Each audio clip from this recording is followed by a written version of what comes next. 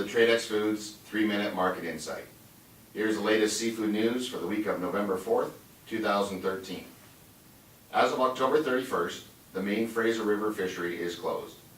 Pre-season harvest estimate was 1.49 million fish, with an unofficial harvest of 248,000 fish, far below projections. The harvest has been very poor overall, with far fewer than expected fish harvested. Fishers feel they were not given timely access to the resource and missed the bulk of the run. Politics aside, it simply means there are very few MSC harvested chums to sell. Fresh sales were strong and few fish were frozen.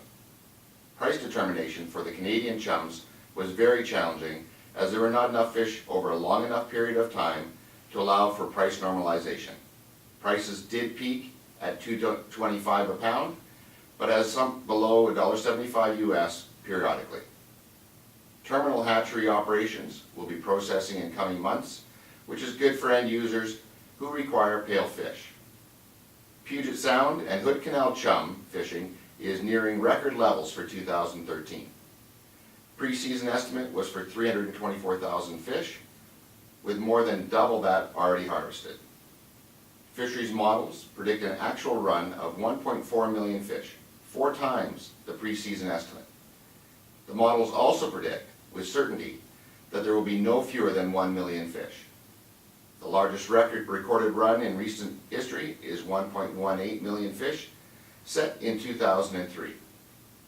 Daily harvests have been very large, with one single day's harvest exceeding 440,000 fish. The percentage of female fish has increased considerably over last week, indicating the run will move into the spawning beds. So far, harvested fish are good meat color with a good mix of semi-bright skin color fish being caught. Catches of terminal pale fish will increase in the next 2 to 3 weeks.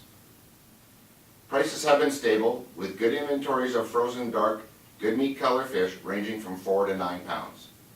Semi-bright inventories are very low, as processors targeted fresh sales where prices ranged from $1.75 to $2 US per pound, FOB Washington State.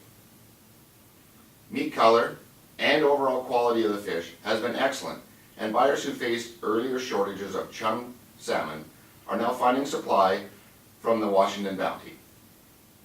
Both the Fraser River and Puget Sound fisheries are being driven in part by the export roe and caviar markets.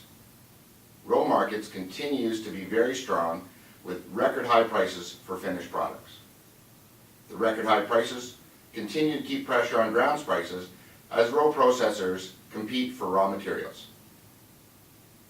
In other news, conservation groups have launched an official objection to the Marine Stewardship Council, MSC, proposed recertification of Alaskan salmon fisheries.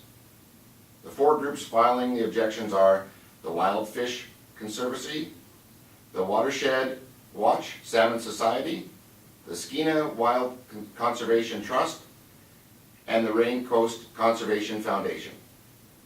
The conservation groups say that the MSC is turning a blind eye to overfishing in southeast Alaska. What effects this will have on the pending MSC recertification of the Alaskan salmon is still unknown, but we will give you a detailed update as the story develops. Thank you for joining me for the Tradex Foods 3-Minute Market Insight. This is Ken Radcliffe. Buy smart and eat more seafood.